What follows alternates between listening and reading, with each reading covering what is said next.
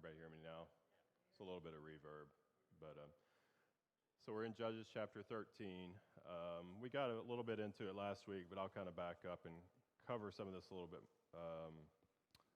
just to kind of set the stage for where we're at. So this begins the Samson story. He's going to be the last judge that the book covers, and then the end of the book is a different set of stories, but it's not about a particular judge. So last week we started reading the Samson account, and this account's a lot different than all the other accounts. The author spends a lot of time discussing Samson's choice by God to be a deliverer, and so there's a promise to his parents that he will be born. So Samson is chosen before he's ever conceived, which is vastly different than all the other judges who were chosen once they were adults.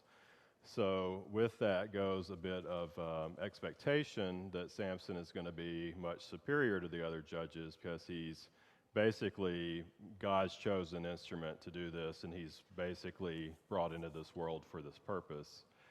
And we'll see whether or not he fulfills that, but there's more expected of him because of the circumstances surrounding his birth.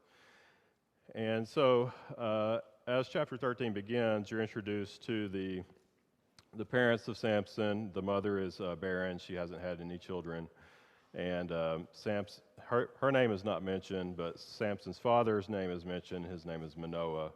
And his name means resting place, which is slightly ironic because he's really not much of a resting place. He's more of a high-maintenance, schizophrenic type guy.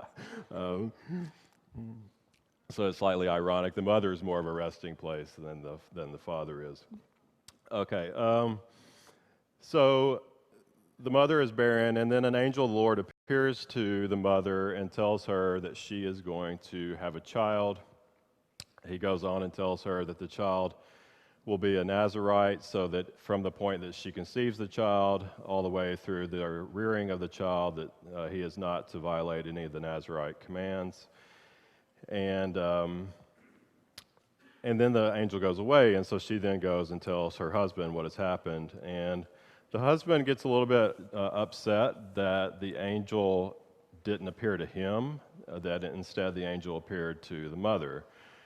And so we'll kind of pick back up there with that in mind. So if you look at verse 8, the wife already told Manoah, who is the father, everything that the angel said, more or less. She left out one detail, but that's okay. But Manoah, he wants to get the upper hand in the situation. And despite the fact that the wife told him that it was an angel of God or the angel of the Lord that appeared to her, he doesn't seem to really believe that part. And so in verse 8, he prays to God. It says, "Then Manoah prayed to the Lord and said, 'O my Lord.'" And does anybody notice a difference between "then Manoah prayed to the Lord," which is the author's commentary, and then the actual quote from what Manoah said? The two differences in the word Lord there.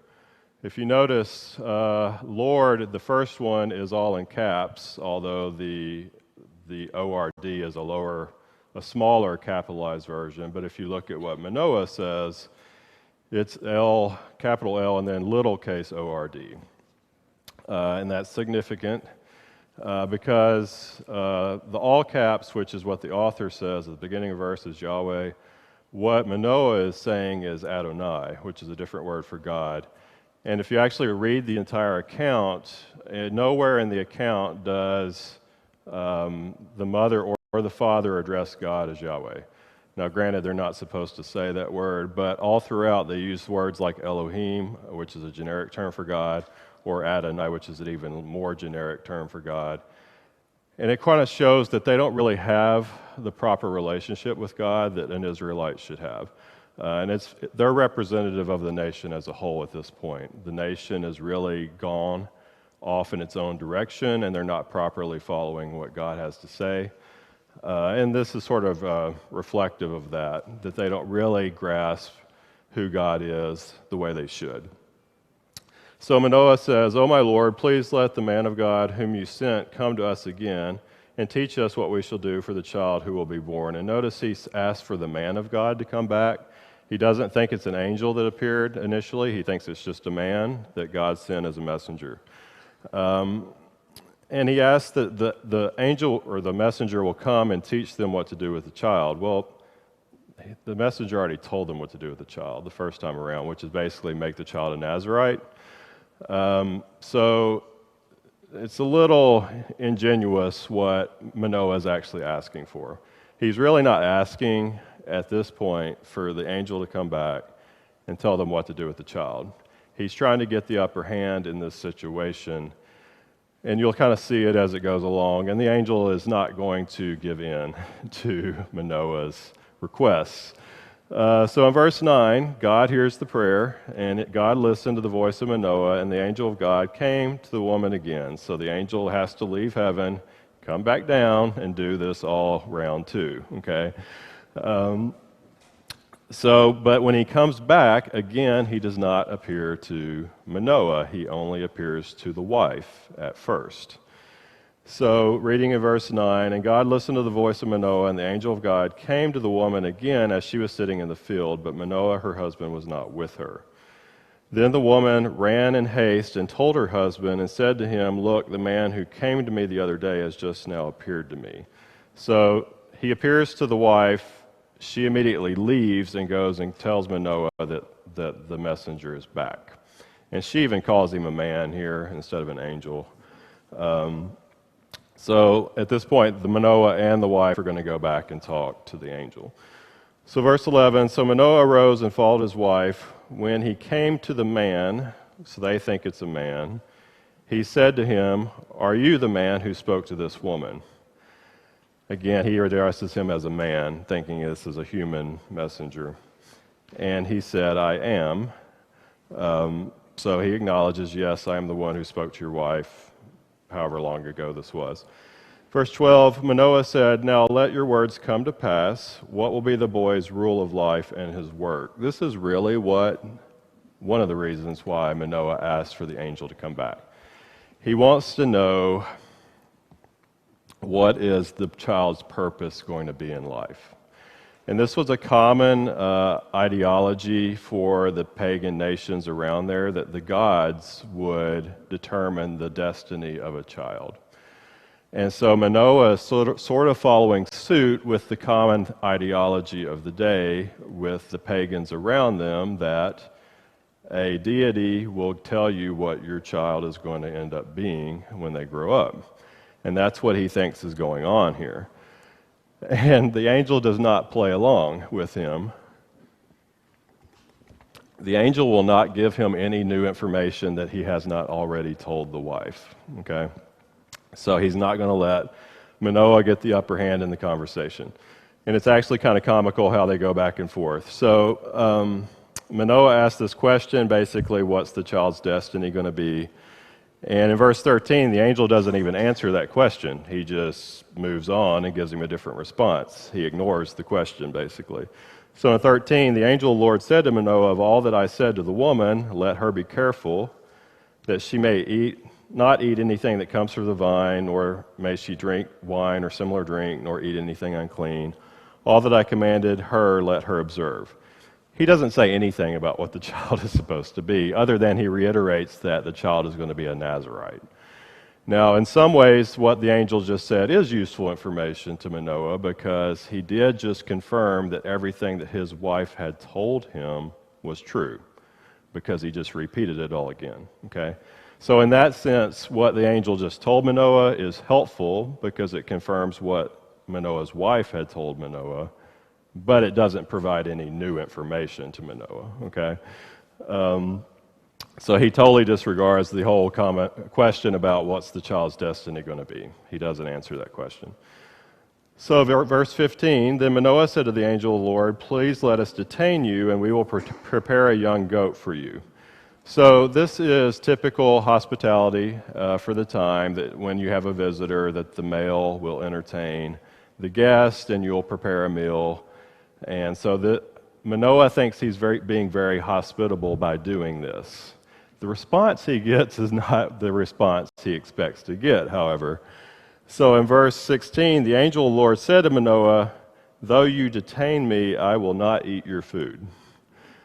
That's sort of a slap in the face to Manoah. Now, if you recall, this was reminiscent of the story with Gideon. The angel of the Lord appeared to Gideon. Gideon prepared a meal and presented it to the angel, and the angel accepted that. What is different between the two stories? Gideon knew he was talking to an angel of God. Manoah does not know that he is talking to an angel of God, and the angel is sort of annoyed by the fact that he is too dense to figure out that he's talking to an angel of God, and he's not going to accept his food. What he tells him to do instead is interesting. So if you keep looking at verse 16, he says, "But if you offer a burnt offering, you must offer it to the Lord." In other words, what he's saying is, you've got a sin problem. The nation has a sin problem. When you invite somebody in to eat at your house, you're treating them as equals.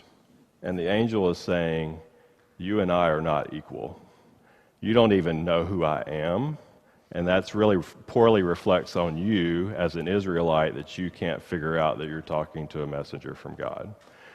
And he's saying to him that because of all this and the fact that you have a sin problem and the nation has a sin problem, maybe you should consider offering a sacrifice to God for your sin problem before you start talking about fellowshipping with an angel on equal terms. And so, as a result of that, Manoah does it, but Manoah still does not clue into the fact that this is an angel. The fact that someone appears to his wife and tells his wife, who has never had a child, who is barren, that she is going to have a child, should be clue number one that the person is from God, because that's going to require a miracle to happen. Clue number two is him just telling him, I am not going to accept your food. Maybe you should offer it to God instead. And with all these clues, Manoah is still not picking up the fact that this is not a human that he's talking to. So if you continue on in 16, the part in quotations, it says, For Manoah did not know he was the angel of the Lord. He still thinks he's talking to a human. So verse 17, Manoah tries a different tactic at this point, and he says, Then Manoah said to the angel of the Lord, What is your name, that when your words come to pass, we may honor you? And that sounds legitimate, like a legitimate question. He's saying that, okay, when the child's born, and we name the child, we want to give you some credit for this because you're the messenger that came and told us we're going to have a child. So we want to honor you by doing this. And the angel's response is pretty humorous. Verse 18, the angel of the Lord said to him, Why do you ask my name, seeing it is wonderful? The word wonderful there is pele. It means extraordinary or wonderful or that kind of thing. It's used a few times in Exodus, or a derivation of it, to talk about God's miraculous works during the Exodus account. It's also used in Psalms, I think 106 maybe,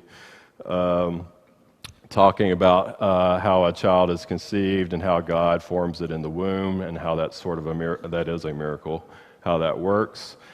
And so the angel is basically telling him, I don't know that this one is really so much of a slight at Manoah, but what he's saying is, if I told you my name, you wouldn't understand it anyway. So there's no point in me telling you my name. What he's trying to say is what's happening here and what God is trying to do through you and your family and this child that is to come is something that you're not going to understand totally right now. And so for me to sit here and try to explain it to you isn't really going to register with you. It's not going to make any sense. So there's really no point in me trying to explain it all to you right now.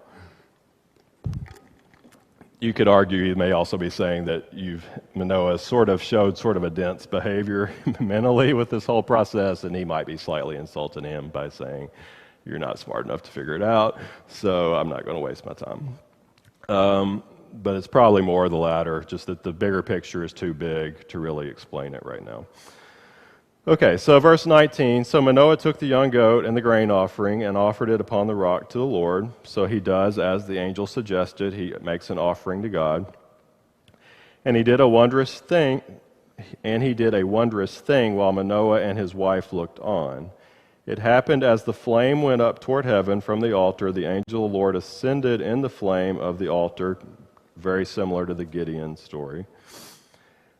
Now Manoah figures it out. Verse 21, end of verse 20. When Manoah and his wife saw this, they fell on their faces to the ground.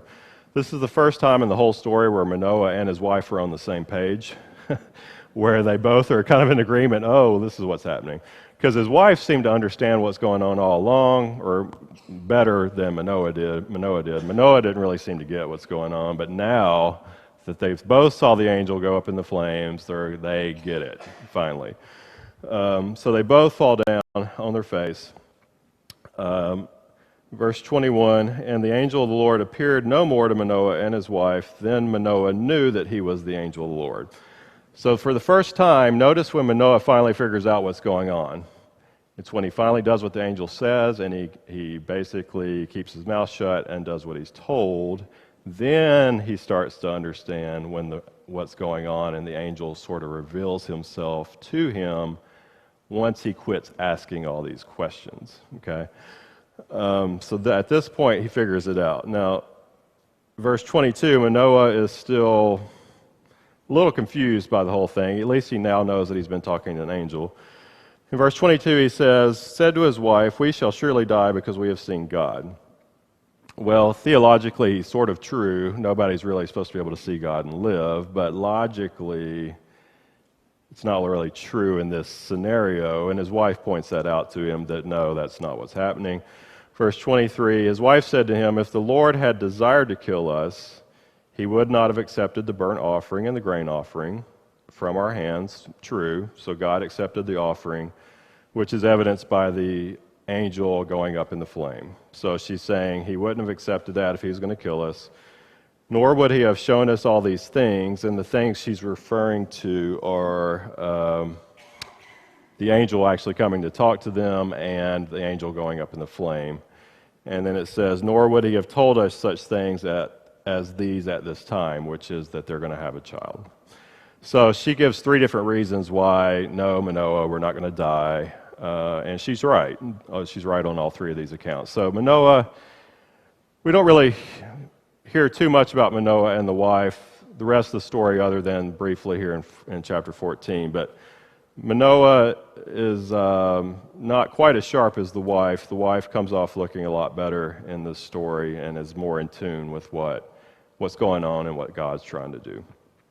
All right, so verse 24. So the woman bore a son and called his name Samson, and I'll say it once for fun. It's Shimshon is his name. Shimshon, not Samson. Shimshon. And then I'll just say Samson the rest of the time. But the interesting thing about the name, it comes from the Hebrew word for son, which is Shemesh.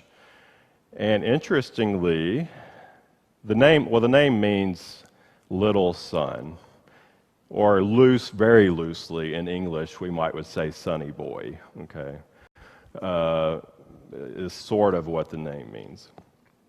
But the interesting thing is a couple of miles away from this town that they are living in is a very large cult worship practice to the Canaanite sun god Shemesh. And the town is called Beit Shemesh, which means house of Shemesh. So, in the 9 months between her conception and her delivery of the child, has she forgotten that this child is supposed to be a Nazirite and dedicated to God, and she has named it after a Canaanite god? Or did she just like the name? I don't know. It's a little discouraging to think that she named him after the Canaanite god. I don't know for sure if she did or she didn't. It may just be coincidence. If she did, that's really, really bad. But anyway, that's what the name means. All right, so she named him Samson, and the child grew, and the Lord blessed him. And the Spirit of the Lord began to move upon him at Mahaneh Dan, between Zorah and Eshtaol. This phrase is going to appear over and over again. The Spirit of the Lord moved in him. So Samson has a lot of advantages that none of the other judges had, which is why you expect a whole lot more out of him, and that's why he's such a huge flop and disappointment as a judge. One, he is the only one chosen to be in this role before he was ever conceived. He's only brought his purpose for being brought into the world by God is to be a deliverer. He is a Nazirite from birth, which he completely disdains, and he will break that over and over again. I'll try to remember to point them out as we go through every time he breaks the vows, which he does repeatedly. And the Spirit of the Lord works through him over and over in ways that the Spirit doesn't work in any of the other judges, which the most prominent being his superior strength that comes upon him at various times. So there's a whole lot going for Samson that should make him a really excellent judge. Unfortunately, he flops as a judge. And we'll get more into that as we go along. Now, what's different about this account compared to all the other judge accounts is all the other ones focus on the external threat and the judge being raised up to be a military commander to lead against the foreign nation. In this case, the situation is very, very different. The Philistines and the Israelites live basically together at this point. They get along, but the Philistines are in control. The Israelites seem very content to let it be that way, and we'll see as the story goes along. They don't want to upset the apple cart, and anything that might do it, they fight against it. They're very content letting the Philistines rule them. And Samson basically is happy to fraternize with the enemy. He freely goes and hangs out with them. He marries one of them. He does all the things he shouldn't do and doesn't do any of the things he should do. So he actually never raises up an army. He never leads an army into battle. He never wins a battle. He doesn't do any of the things that any of the other judges do.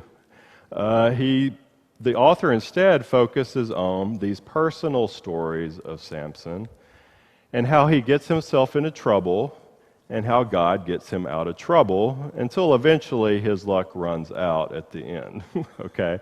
But that's very different than all the other stories, and that's why he's a huge flop as a judge or a deliverer, because in the end he doesn't actually deliver them from anybody, sadly.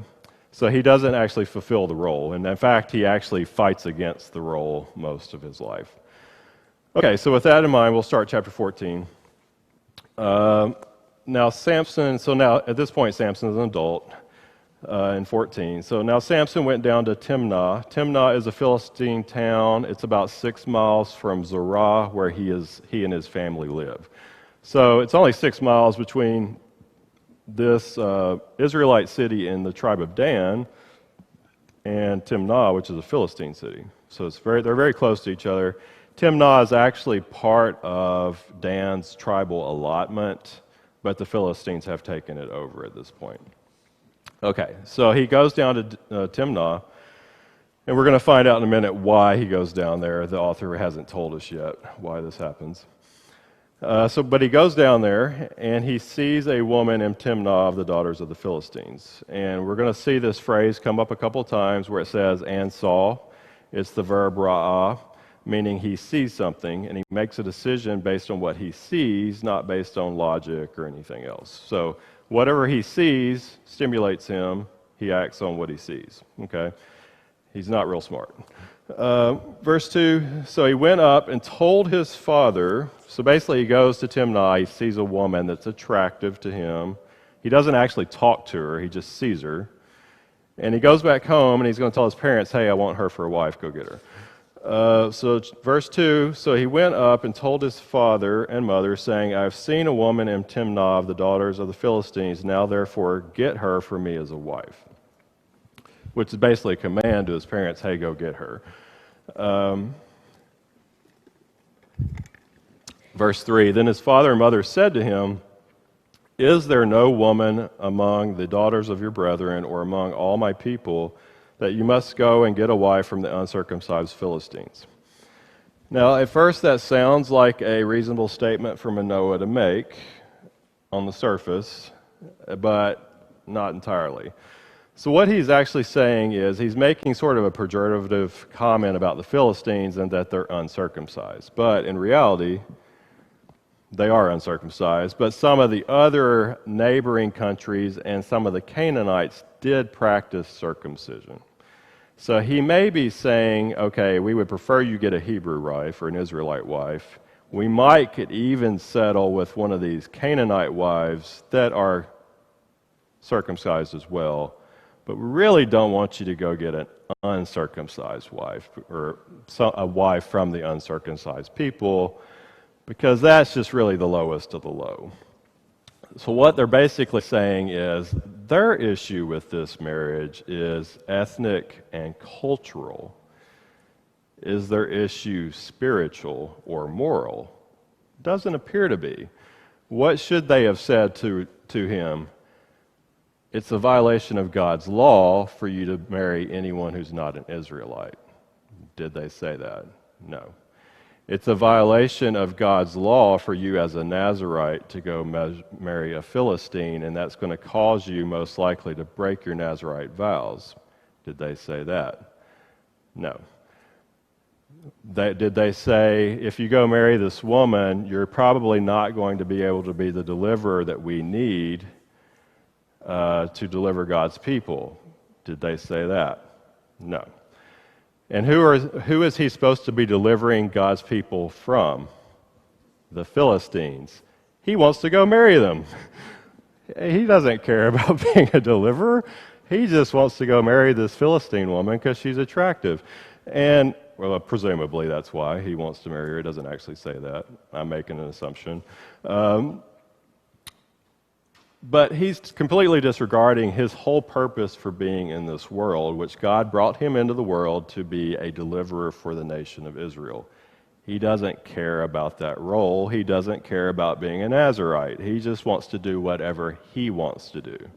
And if you notice, he basically tells his parents what to do, and when they balk at it, he doesn't really care. He just tells them do it anyway.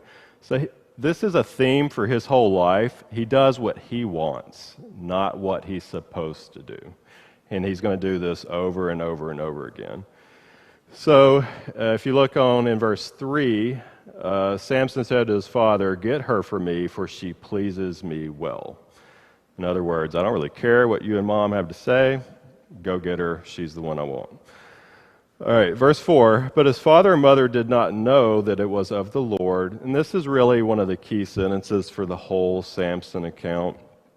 So let me start over now that I said that. Verse 4, but his father and mother did not know that it was of the Lord, that he was seeking an occasion to move against the Philistines, for at that time the Philistines had dominion over Israel.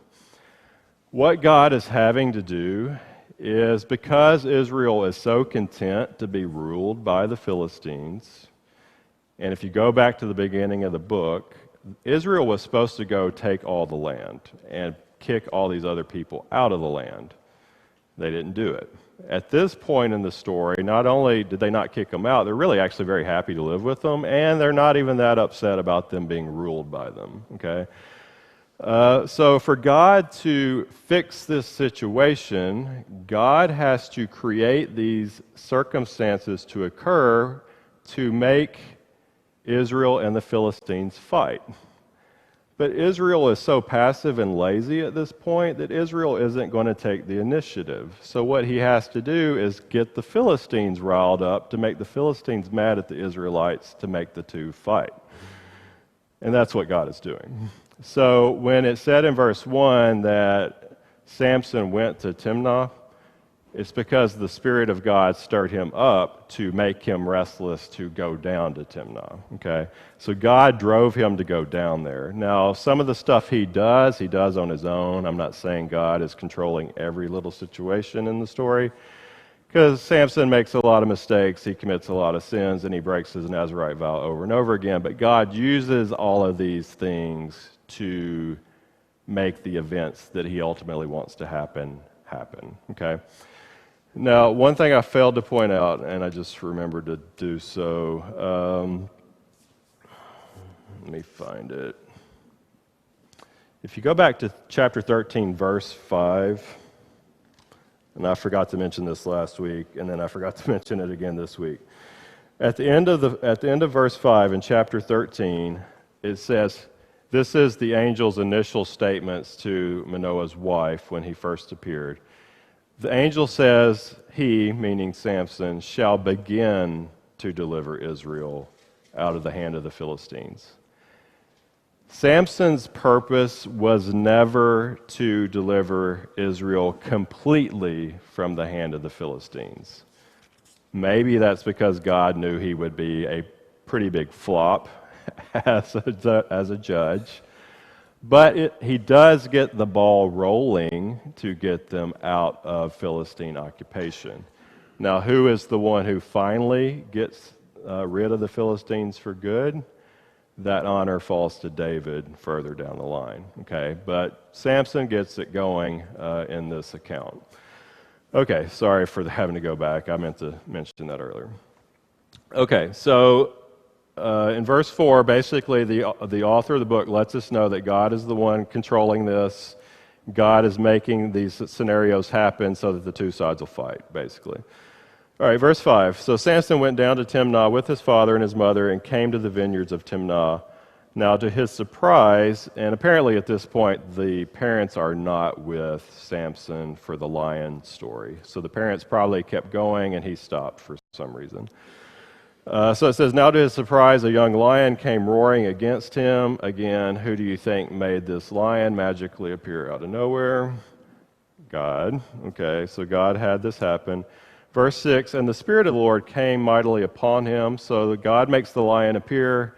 God also makes the Spirit come upon Samson so that he can act with superhuman strength. So it says, he tore the lion apart as one would have torn apart a young goat, that he had nothing in his hand, but he did not tell his father or his mother what he had done. Two things. One, this story, God made this event happen because of the events that are going to happen about a week later, roughly.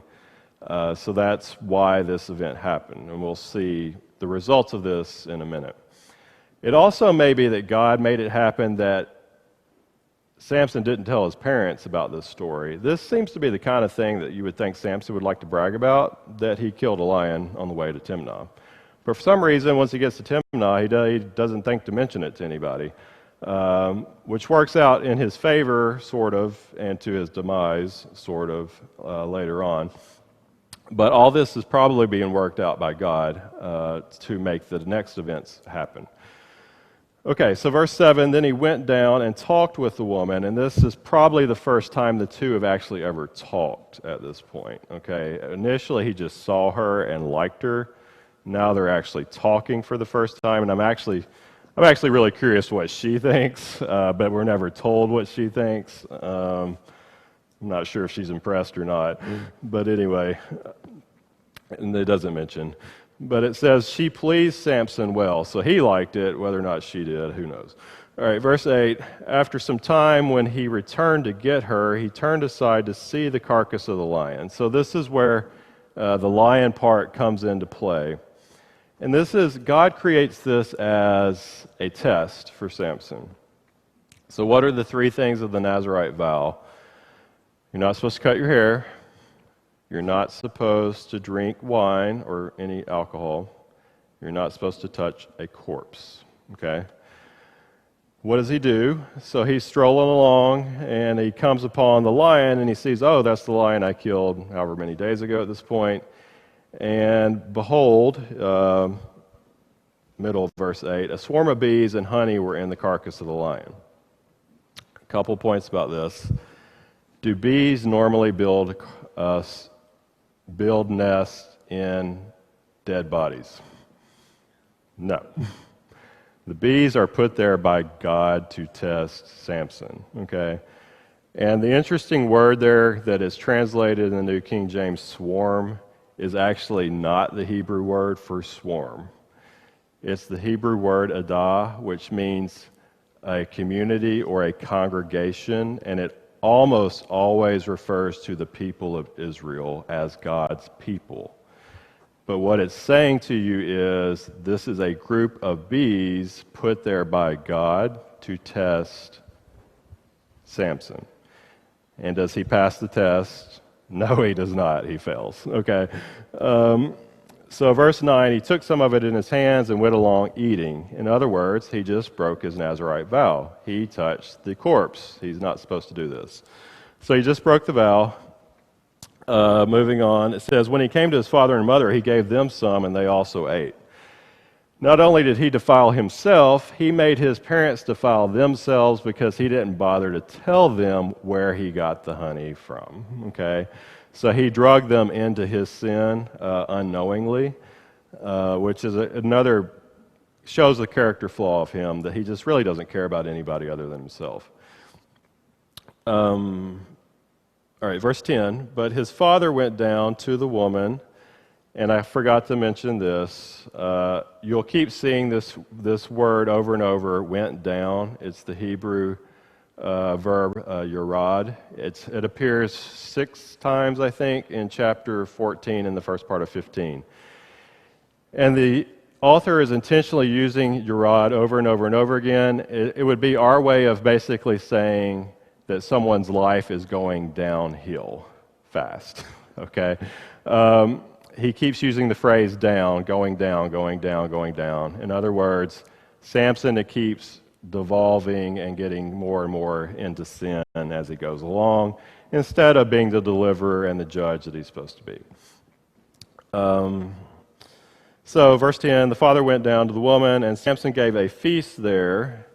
And the feast, this is a Philistine tradition, not an Israelite tradition. So the feast is at his soon-to-be in-law's house, and it is a drinking alcohol 7-day binge feast, okay? He just broke his Nazirite vow again. He's not supposed to drink wine or alcohol, yet he does it for 7 days, okay? So this is a big party. Basically, in our society, it would be like a 7-day long bachelor party, okay? That's what this is. And it says, for young men used to do so. And the young men there are not Israelites. These are Philistine men. So what has happened is there's a party at the in-laws for Samson. They invite the prominent young Philistine men in the town to come party with him for 7 days, okay? Verse 11, and it happened when they saw him that they brought 30 companions to be with him. What does that mean? It may mean that the young Philistine men that were partying with him kind of realized Samson's a bit of a scary character. And maybe they need to bring in 30 additional guys to sort of try to control him if he gets out of control. So these are 30 additional Philistine people, men that just come and kind of hang out with the party. Okay, verse 12. Then Samson said to them, let me pose a riddle to you. So he's talking to the 30 guys that they brought in to hang out with him. So this is a riddle he poses to those 30 men. Let me pose a riddle to you. If you can correctly solve and explain it to me within the 7 days of the feast, then I will give you 30 linen garments and 30 changes of clothing. But if you cannot explain it to me, then you shall give me 30 linen garments and 30 changes of clothing. And they say to him, pose your riddle that we may hear it. So he said to them, out of the eater came something to eat. Of course, we know that is, the eater is the lion, the something to eat is the honey. And out of the strong came something sweet, and again, the strong is the lion, and the something to eat is the honey. Now, if you go back and remember what's happened in the story, he ate the honey, but he has not told anybody, including his parents, that he killed a lion or that the honey came from the lion, okay? So at this point in the story, he's the only one that knows about this. And this is why God had this happen, and it's going to lead to a conflict. Okay, so God is sort of driving some of this. Some of this is Samson going rogue on his own and doing foolish things, but God's going to use it all to what he ultimately wants to get to happen. Okay, so now for 3 days they could not explain the riddle. Now the interesting thing is his riddle, their response, and his response, which you see them all indented. They're 2 lines each, but they're actually all 6 Hebrew words. So line 1 is 3 words, line 2 is 3 words, and it's the same in all 3 of them. So it's kind of interesting how the author has made these all kind of match up, basically. Okay, verse 15. Now it came to pass on the 7th day that they said to Samson's wife, "Entice your husband that he may explain the riddle to us, or else we will burn you and your father's house with fire. Now you invited us in order to take what is ours. Is that not so?" So this is typical Philistine behavior. Only care about yourself, not about other people. So they are upset they can't figure the riddle out, so now they're threatening to burn down the party host house and the people in it, including the soon-to-be wife and the father-in-law. Verse 16, then Samson's wife wept on him and said, "You only hate me, you do not love me. You have posed a riddle to the sons of my people, but you have not explained it to me." So the Philistines use blackmail against the soon-to-be wife. The wife turns around and uses blackmail on Samson, okay? And she poses it under the guise of, "You don't really love me." Samson seems to be kind of a character that's incapable of really loving anybody, so that's not really surprising. So his response to her, he said to her, "Look, I have not explained it to my father or my mother." In other words, I kind of love my parents, and I haven't even told them, so if I haven't told them, why would I tell you? I don't even hardly know you yet, even though we're kind of technically married. So should I explain it to you? Verse 17, now she had wept on him these 7 days, while their feast lasted. That sounds like a fun party. And it happened on the 7th day that he told her because she pressed him so much. So he eventually gives in to her crying, basically. Then she explained the riddle to the sons of her people. So the men of the city said to him on the 7th day before the sun went down. And it's funny, they respond to him with the answer, but the answer is in a riddle format. So they basically mock him by giving his answer back to them, but in a riddle. So they say, "What is sweeter than honey?" And the answer is love, because they use the, quote, wife's love to get the answer out of him, because he falls victim to feminine love, sort of ish, over and over again in these stories. So what is sweeter than honey? The answer is love. And what is stronger than a lion? The answer is Samson. So then he gets mad and responds back, "If you had not plowed with my heifer, you would not have solved my riddle." That basically tells you his opinion of his wife. He calls her a heifer, which is a slang term in Hebrew as well as English. He doesn't really care too much about her. He mostly cares about himself, okay? We can pick up there next week, but does anybody have any questions on any of this? Okay. Samson's a pretty funny character on the surface, but in reality, he's really sad.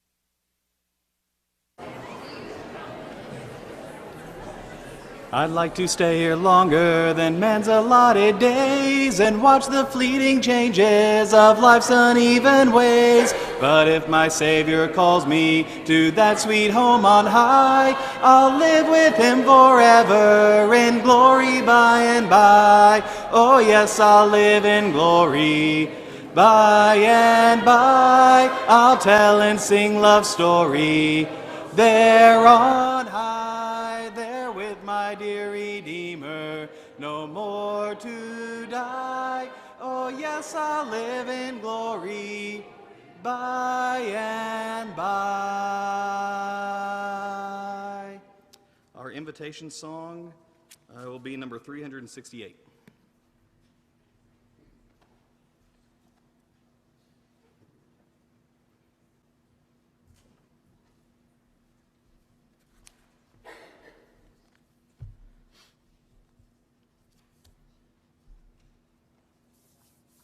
1986, Chris Everett, the tennis player, was still commanding still a commanding figure in women's tennis. At age 31, she was internationally famous. She had $3 million of annual salary, and she owned homes in England, California, and Florida. At that stage in her life, she told an interviewer with Life magazine, she said, "I've had an enormous success, but you have to find happiness, find your own happiness and peace. You can't find it in other things and other people." And she concluded by saying, "I'm still searching." Likewise, O.J. Simpson became, long before he became known for anything but football and the Hertz commercials, he was rich and he was famous, but he was also lonely and bored. In an interview with People magazine, he spoke of his bouts with depression. And he said, "I've often wondered why so many rich people commit suicide." And then he said, "Money sure isn't a cure-all." If you go to the thesaurus and you look up money, you'll notice that it is not synonymous with happiness or contentment. You know, this is really nothing we don't know. We all know this, but why is it then that as a whole, Americans spend so much time and so much energy thinking up ways to make more money and keep more of what we already have? Could it be that in our society we measure our success in the form of how much money we make or the number of possessions that we have? Ever caught yourself seeing someone in a brand new car, a brand new home, or you name it, tractor, boat, those kind of things, and thinking to yourself, wow, that person must be really successful? But if you really think about it, maybe that person, in a spiritual sense, their life is really a mess. Do we look up to actors and singers and athletes and secretly wish to have a little bit of their lifestyles as well? In Luke chapter 16, verses 19 through 31, we can read about the rich man Lazarus. Although the rich man was a very highly successful man in man's eyes, he was an utter failure in God's eyes, and he suffered for it eternally. Lazarus, on the other hand, struggled his entire life, but he was highly successful and greatly rewarded in heaven. We should be very careful not to fall into the trap of measuring our own success and the success of others by the world's measuring stick. In this country, we pride ourselves on our independence. The last thing we want as Americans is to have to depend on someone else. If you don't believe that, try to tell your grandfather or one of your elderly parents or grandparents that they can't drive the car anymore, that you're going to take the keys from them. See what happens. we value our independence? Could it be that we've learned that lesson so well that we fail to trust anyone, even God? Judah was often guilty of not trusting in God, although he showed them over and over again that he always made good on his promises. God, through the prophet Malachi, said in Malachi chapter 3 and verse 10, he says, "Bring all the tithes into the storehouse, that there may be food in my house, and try me now in this." ESV version says, "Put me to the test," says the Lord of hosts. "If I will not open for you the windows of heaven and pour out for you such blessings that there will not be room enough to receive it." Do you find yourself wondering how the Israelites could witness such great provision of God in their own lives and still not trust Him? But do we often fail to trust in God that He will provide for us? We should actually trust God even more because He has already given us so much more. Paul wrote in Romans chapter 5, verses 6 through 11, "For when we were still without strength, in due time Christ died for the ungodly. For scarce for a rich or for a righteous man one will die. Yet perhaps for a good man someone would even dare to die. But God demonstrates His own love toward us in that while we were still sinners, Christ died for us. Much more then, having been justified by His blood, we shall be saved from wrath through Him. For if when we were enemies, we were reconciled to God through the death of His Son, how much more, having been reconciled, shall we be saved by His life? And not only that, but we rejoice in God through our Lord Jesus Christ, through whom we have now received the reconciliation." God, through Jesus Christ, gives each of us the one thing that we all need worse than anything else: forgiveness of sins. Do we believe that? Do we live our lives in such a way that others also know that? Happiness doesn't come to us from worldly fame or fortune. Real success is not measured by the things we own. Lasting success and happiness are measured by how good a relationship we have with God and His Son, Jesus Christ. There may be one here tonight who doesn't have this relationship yet.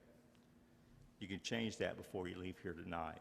It begins with hearing His Word, believing that to be true.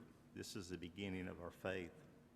Our faith leads us to repent of our sins, confess His name, of our belief that He is the Son of God, and then being baptized for the remission of sins.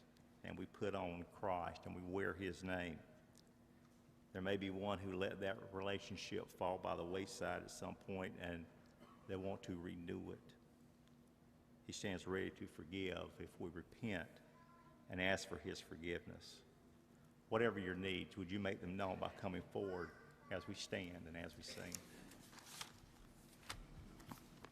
I hear the Savior say, "Thy strength indeed is small. Child of weakness, watch and pray. Find in me thine all in all." Jesus paid it all to Him I owe. Sin had left a crimson stain.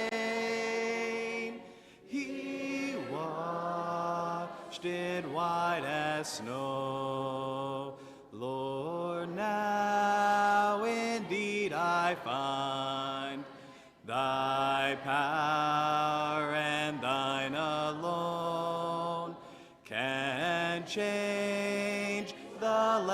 worst spots and melt the heart of stone. Jesus paid it all to him I owe. Sin had left a crimson stain, he washed it white as snow. And when before the throne I stand in him complete, I'll lay my trophies down, all down at Jesus' feet. Jesus paid it all to him I owe. Sin had left a crimson stain, he washed it white as snow. You can be seated.